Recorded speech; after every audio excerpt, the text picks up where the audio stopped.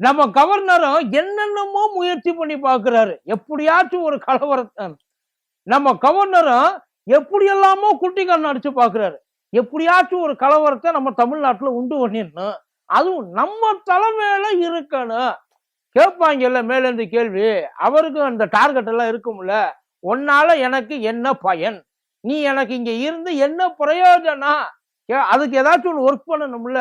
அவரும் வேண்டாத தெய்வம் இல்ல, போகாத கோயில் இல்ல, பண்ணாத வேலை இல்லை.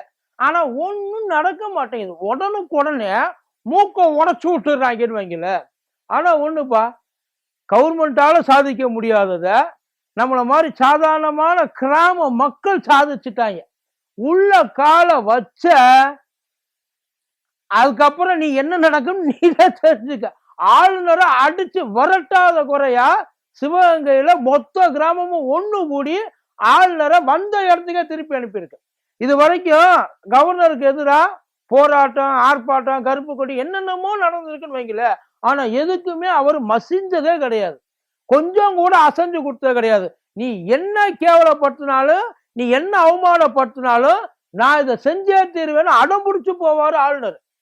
ஆனா இந்த முறை உள்ள போக என்ட்ரியாக போனவர் அவன் இருக்கிற வேகத்தை பார்த்துட்டு தலையில துண்டை போட்டுக்கிட்டு பேசாம ஓடிட்டாரு.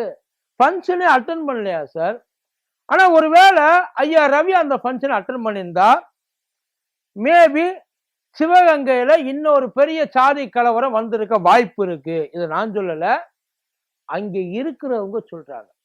அப்படி ஆளுநர் என்ன பண்ண ட்ரை பண்ணாரு பார்த்துருவோமா?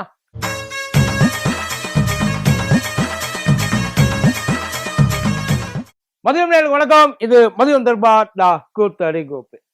இங்க இருந்து கிளம்பி ஃபங்க்ஷன் அட்டன் பண்ண போறப்பயே பாட்டு பாடிக்கிட்டே தான் போயிருப்பாரு. சாத்தி கடி, போத்தி கடி, பத்திரமா பத்து கடி, தமிழ்நாட்டுக்குள்ள சாதி வெடி போட போறேன்ட்டு ஒரே குஷியா. ஆனா பாருங்க, அந்த வெடிய திரும்ப அவருக்கே அடியில வச்சுட்டு அமுச்சு விட்டுருக்காங்க. இங்க சிவகங்கை பக்கத்துல ஒரு ஃபங்க்ஷனுக்காக, ஒரு ஃபங்க்ஷன்ல நிறைய ஃபங்க்ஷன், அந்த வழியிலுக்கு ஆளுநருக்கு அழைப்பு கொடுத்துருக்கா சிறப்பு விருந்தினரா போறதுக்கு. அவரும் கிளம்பி அங்க போயிருக்க. அந்த ஃபங்க்ஷன்ல ஒரு முக்கியமான ஒரு ஃபங்க்ஷனு, ஒரு புத்தக வெளியீட்டு விழா. ஒரு புத்தக வெளியீட்டு விழான்றது நல்லது தானப்பா. புத்துமதி சொல்ற புத்தகத்தை வெளியிடுறதுல என்ன தப்பு இருக்கு? புத்துமதி சொல்லி புத்தகம் வெளியிட்டா பரவாயில்லையா? இவங்க பூரா சாதி வரியை வச்சுல வெளியிட்டுக்கிட்டு இருக்காங்க. அதுக்கு தலைமை தாங்கிறதுக்கு ஆளுநர் தான் சரியான ஆளுநர் தேர்ந்தெடுத்து கூப்பிட்டுருக்காங்க. ஆனா அப்படி அங்க கூப்பிடுறப்ப அந்த புத்தக வெளியீட்டு விழாவுக்கு ஆளுநர் உள்ளேயே வரக்கூடாது. வந்தோமா, சாமியை கும்பிட்டோமா, சந்தனத்தை பூசினோமா, கோயில் நாலு சுத்தினோமான்னு சொல்லிட்டு மறுபடியும் அப்படியே கிளம்பி வந்த வழியே சைலண்டா போயிடணும். அதை விட்டுவிட்டு நல்லா இருக்கிற ஊருக்குள்ள இதையெல்லாம் செஞ்சு நாங்க அடிச்சுக்கிற அளவுக்கு ஆக்கி விட்டு போயிடக்கூடாது அப்படின்னு அங்க உள்ளவங்க, அந்த நாட்டார்கள்பாங்கல்ல, 192 கிராமம் ஒண்ணு சேர்ந்து அது 4 நாட்டார்கள். இவங்க அவர் வர்ற அன்னைக்கு அந்த, அதாவது அந்த ஸ்பாட்ல அந்த பிரச்சனையை பண்ணணும்னு பண்ணல, இது பண்ணா பிரச்சனையாவுன்னு முன்கூட்டியே கணிச்சு பல இடங்கள்ல ஆல்ரெடி சொல்லியிருக்காங்க. ஆளுநருக்கே கைப்பட லெட்டர் எழுதி அமைச்சிருக்காங்க, ஐயா வராதீங்க, நீங்க இந்த விஷயத்துல தலையிடாதீங்க, இதை செய்யாதீங்க, அது நல்லதுக்கு இல்லை. அது ஏன் நல்லதுக்கு இல்லைன்னா, அந்த கண்டதேவி தேர்ன்ற அந்த தேரோட்டம் அப்படின்றது ரொம்ப நாளா நடக்காமலே இருந்துச்சு. அது ஏன் ரொம்ப நாள்? அது பாலாலயம் பண்ணாங்க, கும்பாபிஷேகம், தேர் செய்யணும், அது இதுன்னு ஏகப்பட்டது இருக்குன்னு வைக்கல. பட் அதுக்கு முன்னாடி அங்க அந்த தேரை இழுக்கிறதுக்கு, அந்த வடம் பிடிச்சி இழுக்கிறதுக்கு அங்க உள்ள ஒரு குறிப்பிட்ட சமுதாயம், தேவேந்திர குல வேளாள்னு வைக்கல, அவங்களுக்கு உரிமை வேணும் அப்படின்னு சொல்லி அவங்க போராட்டம் பண்ணாங்க. அவங்க நிறைய அவங்களுக்குள்ள அதாவது இந்த பொதுவாகவே கிராமத்துக்குள்ள பிரச்சனைகள் இருக்கிறது தான், அதெல்லாம் இல்லாமல எங்கேயுமே கிடையாது. அந்த பிரச்சனை இருக்கிறப்ப அது ஹைகோர்ட் தலையிட்டு அவங்க ஏன் இவங்களும் இழுத்தா என்ன தப்பு, இவங்களும் இழுக்கலாம் அப்படின்னு சொல்லிட்டாங்க.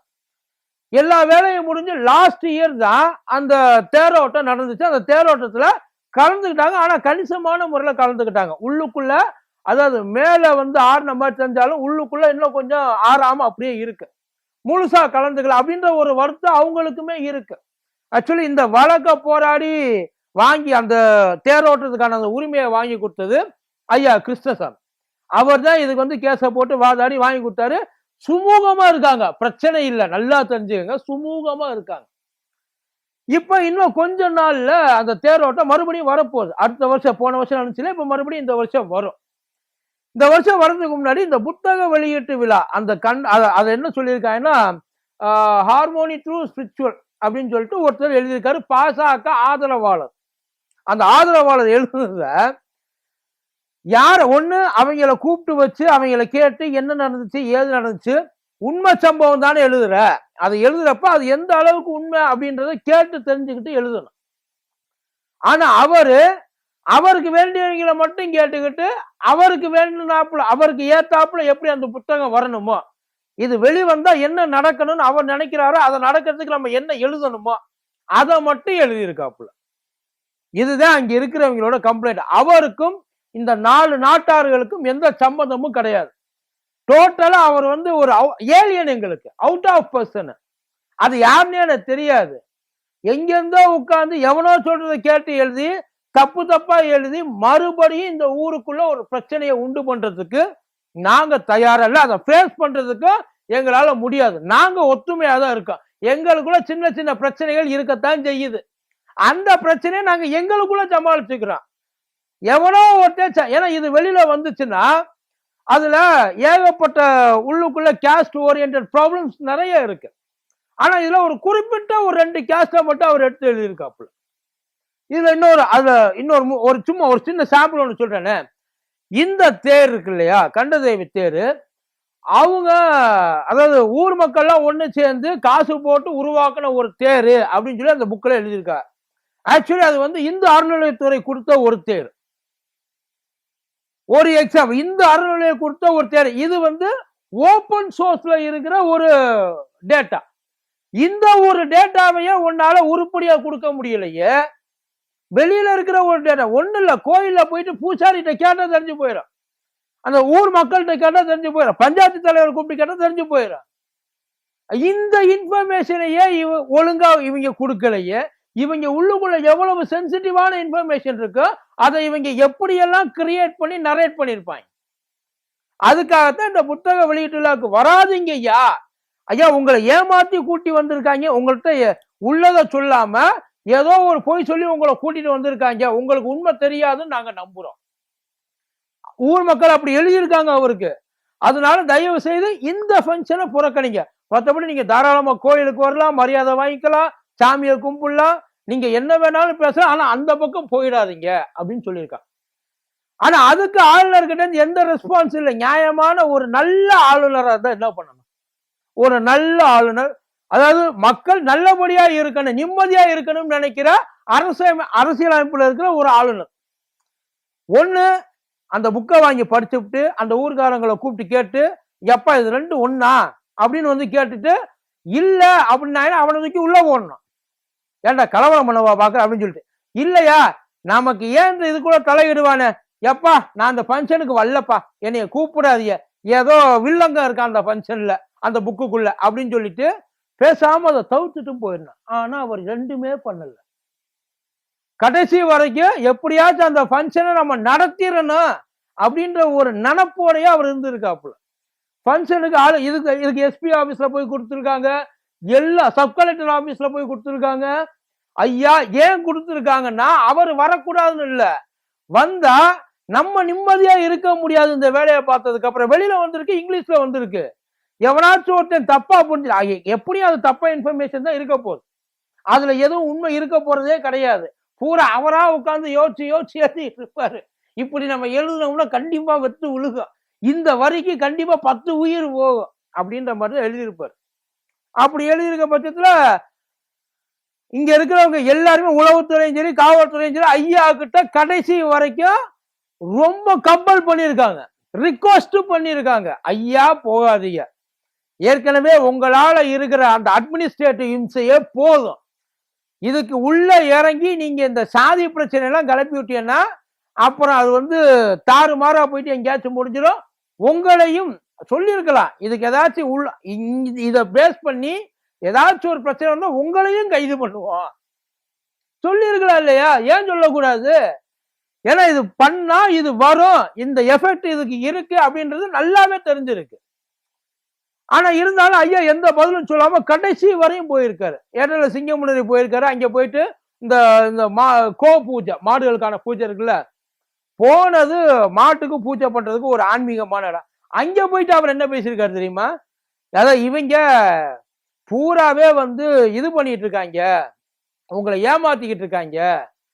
ஏன்னா இது ஐயா மோடி இல்லைன்னா நீங்க எல்லாம் இங்க நிம்மதியா வாழவே முடியாது, இந்தியாவில் உங்களால இருக்கவே முடியாது, என்னைக்கோ வந்து நம்ம எல்லாரையும் வந்து எதிராளி அடிச்சு நாசம் பண்ணியிருப்பேன், அதனால பிரதமருக்கு எல்லாரும் சப்போர்ட் பண்ணுங்கன்ற மாதிரி பேசியிருக்காப்புல.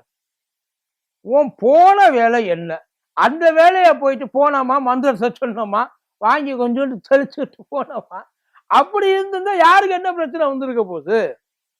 அங்க போயிட்டு உட்காந்து பகல்காம் அட்டாக்கை பத்தி பேசிட்டு இருக்க வேண்டியது. பகல்காம் அட்டாக்கு நீங்க சிவகங்கையில கோபூஜை பண்றதுக்கு என்ன சம்பந்தம்? பகல்காம் அட்டாக்கை பத்தி பேசி அதுக்கு நம்ம சிந்தூர் ஆபரேஷனை பத்தி அதைத்தான் கிளியிலையும் கிழிக்கிறாங்களே எல்லா இடத்துலயும். ஏதாச்சும் ஒண்ணு கேட்டாச்சு ஐயா தான் சொல்லிட்டாரு. ஐயா ஏன் சொல்லியிருக்க வேண்டியது? அங்கேயே போயிட்டு நீங்க நினைக்கிற மாதிரி ஐயா மோடி உடம்புல ரத்தம் ஓடல, குங்குமத்தை தான் கரைச்சு ஊத்தி இருக்காங்க சொல்லி இருக்கலாம்ல. சொன்னா அங்க இருக்கிறவங்க எல்லாம் என்ன செய்வாங்கன்றது உங்களுக்கு நல்லா தெரியும். அதனால அவர் அதை பத்தி கேட்கல. அங்கேயிருந்து கிளம்பி கண்டதேவி அந்த இதுக்கு கோயிலுக்கு போயிருக்கா, சொர்ணமூர்த்தீஸ்வரர் கோயிலுக்கு போயிருக்கார். சாமியை கும்பிட்டு வந்தவர் அந்த ஃபங்க்ஷனை கேன்சல் பண்ணிட்டார். வேண்டாம், கடைசி நேரத்தில் கேன்சல் பண்ணியிருக்காரு, போக வேண்டாம். அவ்வளவு தூரம் அழுத்தம் சார். 192 கிராம மக்களும் ஒன்னு சேர்ந்து ஒரே வார்த்தையா சொல்லியிருக்காங்க, வராத, உள்ள இந்த ஃபங்க்ஷனை நடத்தாத. ஆளுநருக்கு ஆர்டர் போட்டிருக்காங்க. அதுக்கப்புறம் அந்த ஃபங்க்ஷன் அப்படியே மாத்தி கண்டதேவி தேராட்டமும் சமய மத அந்த மத நல்லிணக்கமும் அப்படின்னு சொல்லிட்டு ஒரு பேனர்ல ஐயா அங்கேயும் போயிட்டு என்ன பேசியிருக்காரு?